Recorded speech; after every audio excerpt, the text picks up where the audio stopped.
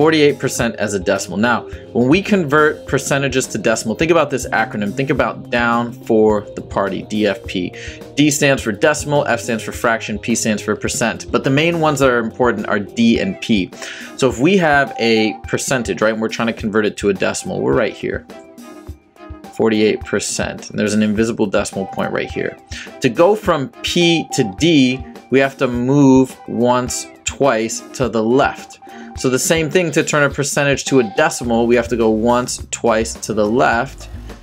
And the decimal equivalent of 48% is 0.48.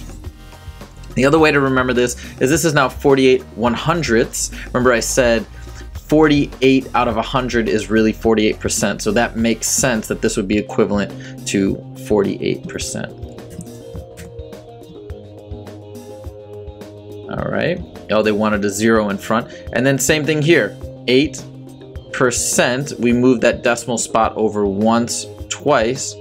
Fill it in with a 0. And our decimal is 0.08. Last one, 50%. We go once, twice. Make sure to have a leading 0. And we've got 0.5. We don't even need the 0 afterwards.